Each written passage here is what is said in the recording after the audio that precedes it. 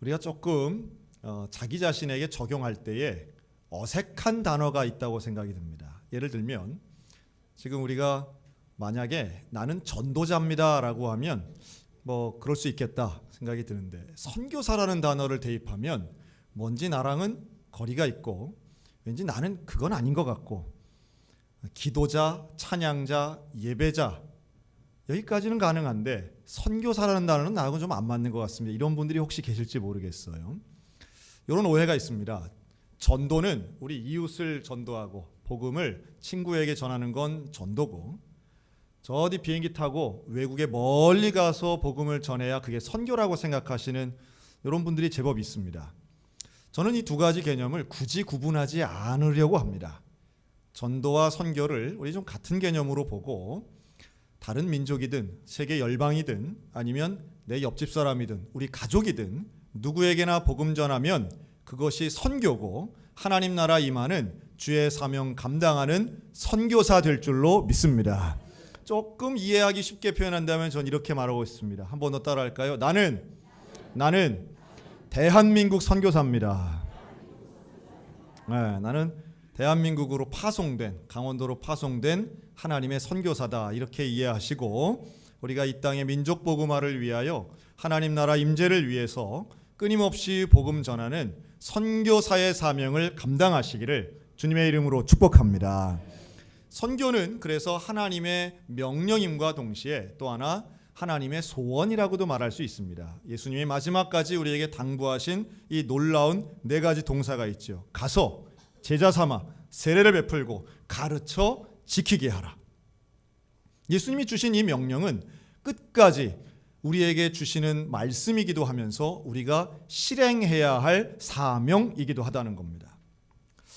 저는 오늘 이것을 이 네 가지 동사를 좀 둘로 좀 축약해서 이렇게 한번 말씀을 드리고 싶어요. 선교사는 누가 뭐라 해도 첫 번째 가는 사람입니다. 가야 합니다. 복음 들고 나가고 복음 들고 살아가는 저와 여러분들 되시기를 축원합니다. 가는 거예요.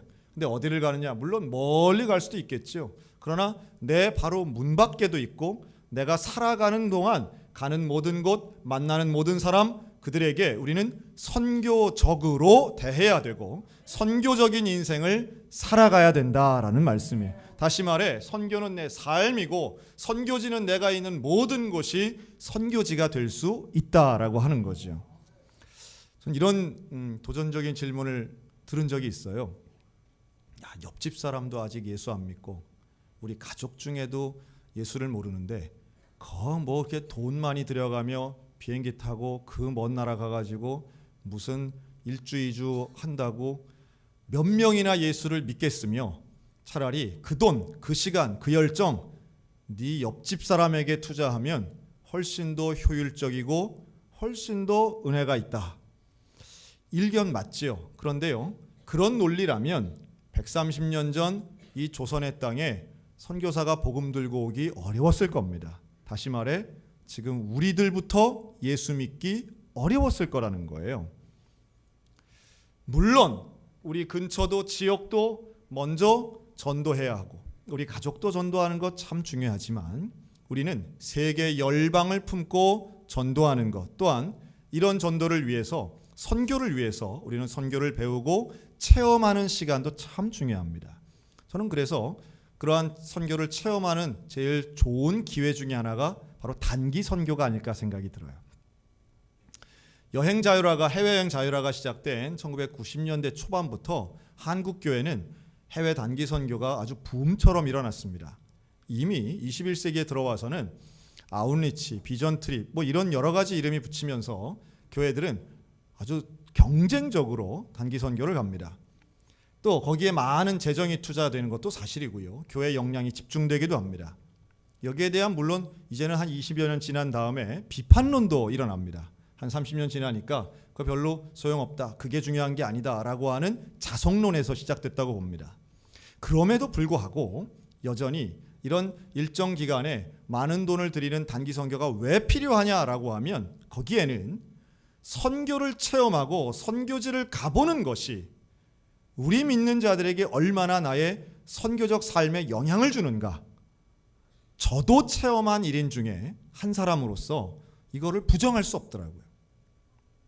귀로 듣는 것 중요한데 눈으로 보는 건 더 중요하고요. 몸으로 체험하는 건 더 중요하더라고요. 해외여행 한 번도 안 가보신 분들도 여럿 계실 우리 교회지만, 그러나 지금은 많은 분들이 해외여행을 다 갔다 오세요. 많이 갔다 오시기 때문에 외국에 대한 로망이나 여행에 대한 기대감을 가지고 단기 선교를 가는 일은 지금은 그렇게 흔한 일이 아닙니다. 오히려 단기 선교는 더 분명해지고 더 성숙해진 단계에 이르렀습니다. 제 얘기를 좀 하면, 저는 첫 번째 제 인생의 단기 선교는 1990년에 갔던 중국 단기 선교였습니다. 1990년은 중화민국공화국과 우리 대한민국이 아직 정식 수교를 맺기 전이었습니다. 한마디로 공산주의 국가였습니다. 더더군다나 1989년도에 그 천안문 광장 사태가 있었기 때문에 아주 중국이 예민하던 때였습니다. 그럼에도 불구하고 당시 중국 선교를 준비하던 많은 제 또래의 청년들과 함께 교육을 많이 받았습니다. 그때 중국을 가려면 비자를 받고 허락을 받으려면 국가의 허락도 받고 공안 교육도 여러 시간 받았습니다. 그리고 갔죠. 단기 선교라는 이름 붙일 수 없었고, 그때는 대학생 문화 여행이라고 해서 문화 연수라는 이름으로 갔었습니다. 그러나 참가한 모든 사람들은 100% 선교에 대한 열정을 가지고 있던 대학생들이었습니다. 저희를 인솔하고 가이드하던 가이드가 지금도 기억납니다. 가슴에는 김정일 배지를 달았던 조선족 중국인이 저희를 인솔하고 안내했습니다. 법적으로는 허용이 됐다 할지라도 당시에 중국에서는 예배드리고 공개적으로 기도하는 것 공공연히 금지되었습니다. 어떤 시비에 걸릴지 몰라서 저희가 받은 그 지령은 이랬습니다. 기도할 때 눈 뜨고 해라. 찬송할 때 속으로 해라. 예배할 때 손잡고 다른 거 하지 마라. 말로라도 또 2명 이상 모였을 때 절대로 소리를 내어서 하나님 찬양, 성경 말씀 하지 말라고 얘기를 들었습니다. 상당히 긴장되더라고요. 그러면서 버스를 타고 지나가면서 차창 밖을 보는 그 중국 땅, 그 본토의 땅에서 북경이든 지금과는 전혀 달랐던 발전하기 이전의 상하이나 이런 지역을 갔을 때 기도가 절로 나오더라고요. 하나님, 이 땅에 교회가 세워지게 하여 주옵소서. 저는 처음이었습니다. 뭐가 처음이었느냐면 교회가 하나도 없는 지역을 그렇게 오랫동안 달려본 건 처음이었어요. 어디에도 교회가 없었고 어디에도 십자가를 볼 수 없는 거예요. 어디에도 예배드리는 사람이 없었고 어디에도 기도하는 사람이 없었습니다. 여러분, 중국은요, 전 세계에서 우리가 생각할 때 중국은 우상과 종교가 많을 것 같지만 전 세계에서 가장 많은 무신론자가 있는 나라입니다. 이 유물사관과 결합되어 있어서 중국은 인구 수도 많지만 이 종교가 없는 인구가 가장 많은 나라가 중국입니다. 기도하는 거예요. 눈물 흘리며 기도하고 여간방에서 소리 죽여서 예배드린다는 게 어떤 것인지 경험해 봤습니다. 종교의 자유가 얼마나 중요하고 우리가 대한민국에서 기도하고 예배드리는 것이 얼마나 복된가를 저는 그 먼 나라에 가서, 물론 우리 입장에서 가까운 나라지만 멀리 가서 저는 경험했습니다. 그리고 그때의 열흘이 저에게는 선교적 사명을 평생토록 유지하는데 얼마나 중요한 날짜였는지 몰라요. 물론 그 이후에도 여러 차례 단기 선교를 갔습니다. 가까운 아시아, 동남아시아 이런 나라들을 가면서 생각합니다. 그리고 기도합니다. 그러나 늘 잊지 않고 기도했던 것은 제가 첫 번째 갔던 그 지역, 그 민족, 그 나라에 대한 하나님이 주신 영적 사명이었어요. 놀라운 것은 저희가 90년에 방문했는데 92년도에 한중 정식 수교가 이루어집니다. 물론 저 한 명의 기도 때문은 아니겠지만 저는 개인적으로 그렇게 믿습니다. 우리가 기도했기에, 우리가 씨를 뿌렸다고 생각하기에 하나님이 응답 주셨다고 믿고 받아들이는 거죠. 21세기가 되면서 중국은 많은 선교사들이 들어갈 수 있었습니다. 또 교회가 세워지고요. 그곳에 십자가가 세워지기도 했습니다. 2008년 북경올림픽을 전후해서는 정말 많은 수의 기독교인들이 폭발적으로 성장하기도 합니다. 지하 가정교회도 생기고요. 또 3자 교회도 교회들이 생겼어요. 물론 그렇다고 해서 전체 국민을 따지고 본다면 많은 퍼센트는 아니었지만 그래도 우리나라 대한민국 국민보다 훨씬 더 많은 기독교인들, 많게는 1억 명 정도의 기독인을 봅니다. 그런데 물론 그것은 공개적으로 드러난 숫자는 아니지요. 그리고 지금은 다시 또 폐쇄적인 중국의 정책으로 인해서 많은 선교사들이 추방당하고는 있지만, 그러나 30년 전을 생각한다면 교회가 생기고 복음이 전파되고 많은 이들이 세례받은 것도 사실입니다. 누군가 기도하지 않으면 그런 일들은 일어날 수 없는 것이죠. 누군가 희생하지 않으면 복음은 전파되기 어렵습니다. 선교는 하나님이 하십니다. 선교는 처음부터 끝까지 하나님이 하시지만 저와 여러분은 그 선교 사역에 동참해야 하는 하나님의 백성인 줄로 믿습니다.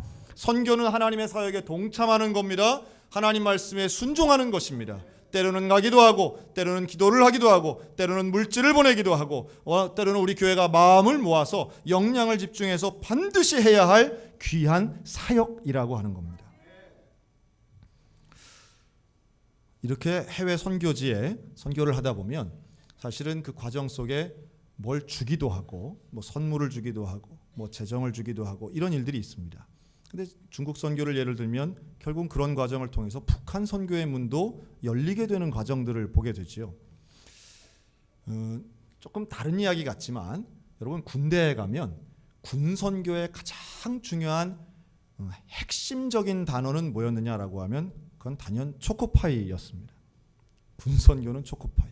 지금은 좀 달라졌어요. 지금은 뭐 그러나 여전히 교회 안에서 또 성당과 절이 아주 경쟁적으로 간식 전쟁, 대전쟁을 펼친다. 뭐 이런 이야기들 하지요. 근데 그 몇 년 전만 해도 초코파이 때문에 청년들이 이제 군대에서 교회를 오는 겁니다. 비판론도 있었습니다. 뭐 그거 한다고 뭐 먹인다고 온 아이들이 진짜 기독교인이냐? 뭐 이런 비판론도 분명히 있었죠. 하지만 눈으로 보면 또 좀 달라집니다. 그것 때문에 나갔는데 세례를 받고요. 세례를 받고 신앙생활을 했는데 목사가 된 분들 전 제법 많이 알고 있습니다.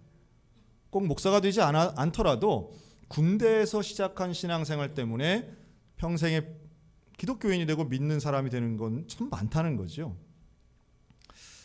이 초코파이를 전 조금 한 칸 더 옮겨봅니다. 여러분, 2005년도에 개봉했던 영화 말아톤이라는 영화가 있습니다. 이 영화는 정신지체고 또 자폐성 있는 그 주인공에 대한 이야기였죠.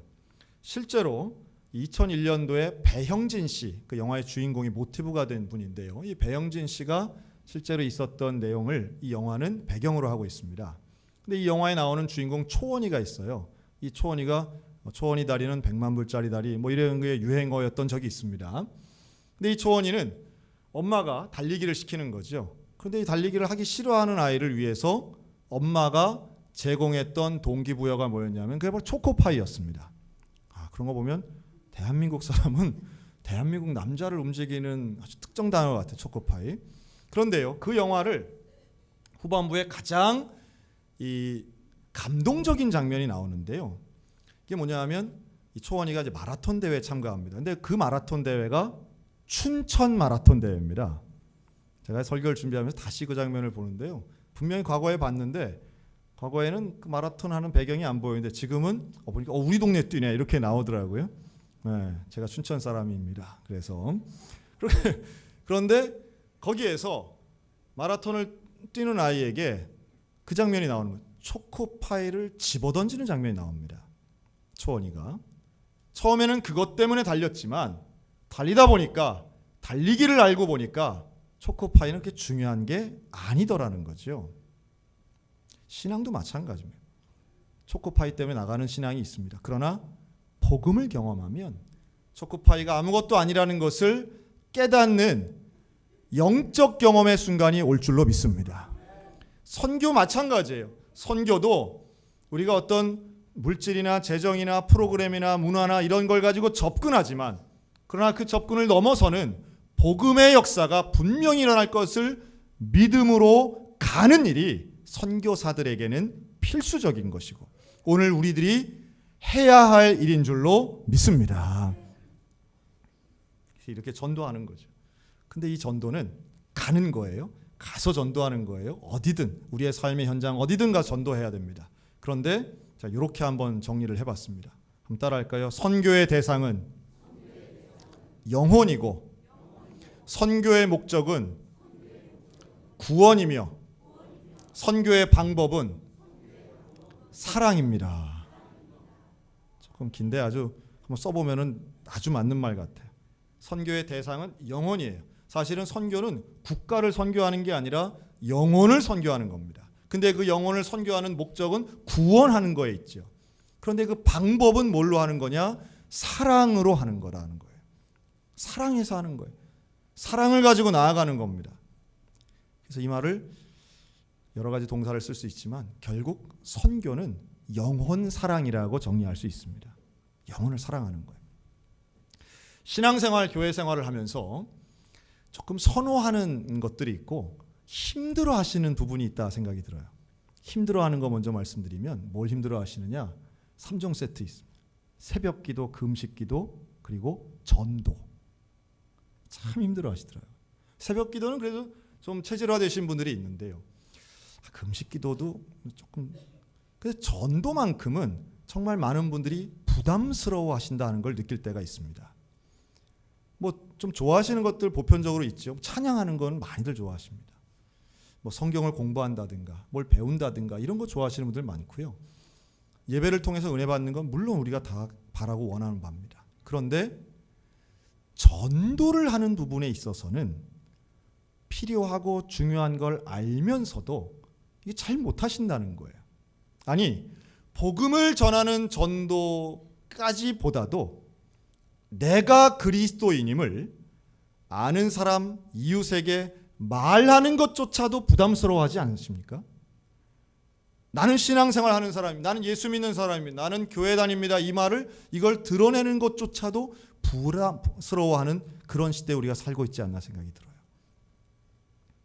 그러나 전도는 반드시 해야 할 일인 줄로 믿습니다.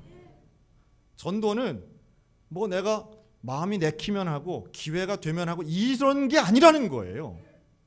전도는 마땅히 해야 되고 반드시 해야 되는데 다만 우리가 고민해야 되는 건 어떻게 좀 강압적이지 않고 효과적이고 배려하면서 잘할 수 있을까의 고민은 할 수 있겠으나 할까 하지 말까는 고민할 내용이 아니라는 거예요.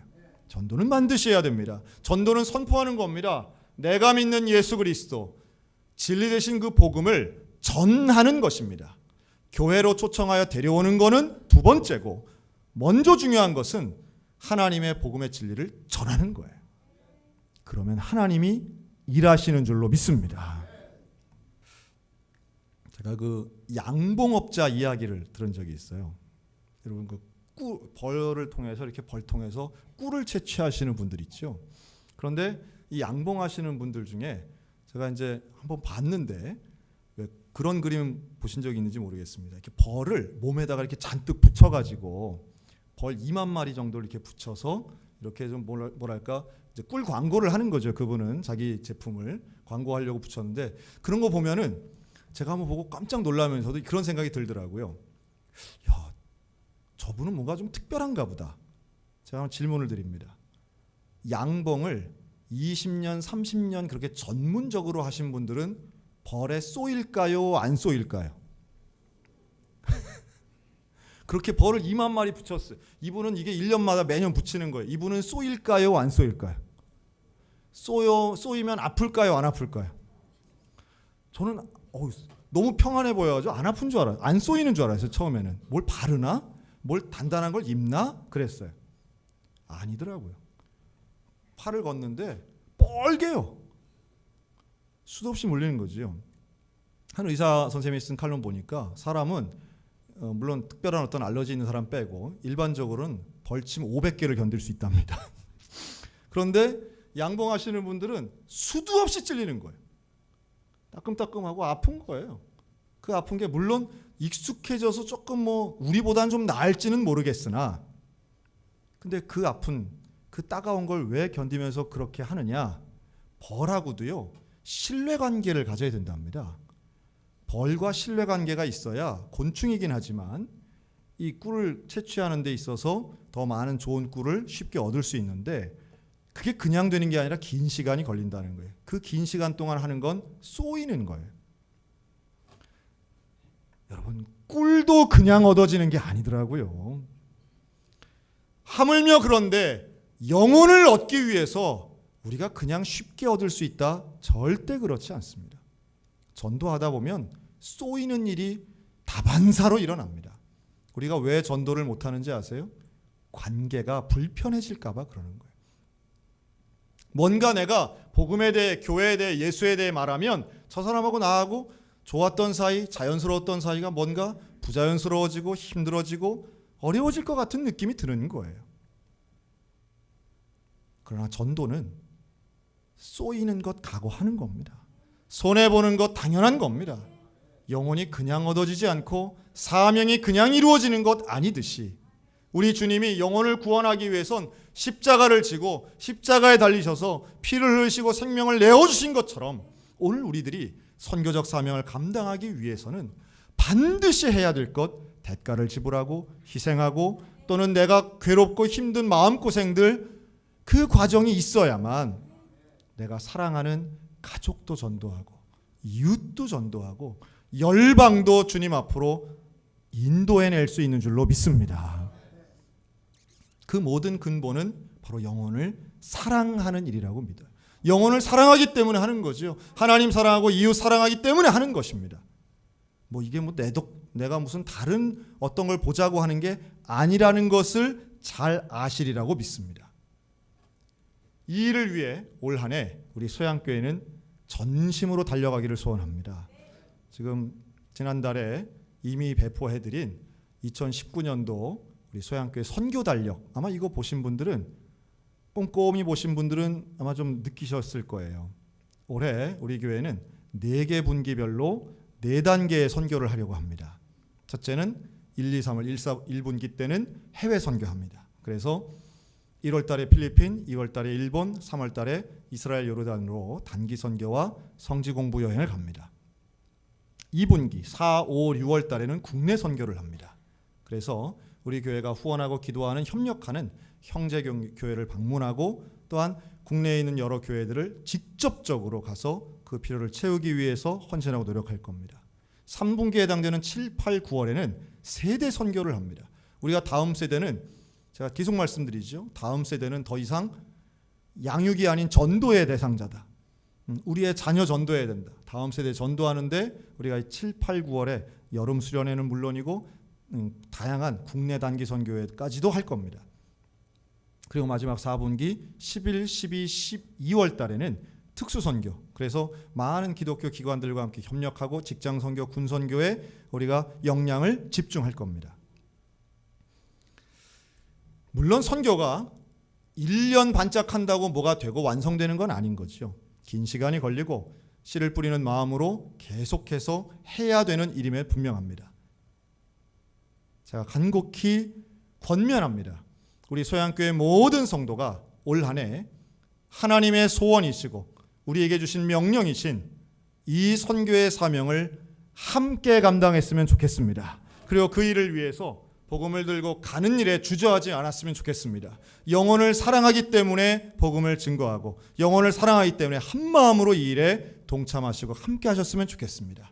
그래서 1년 후에 우리가 하나님 앞에 다른 것보다도 영혼을 열매로 결실로 내어드리는 위대한 1년이 되기를 주님의 이름으로 소원합니다.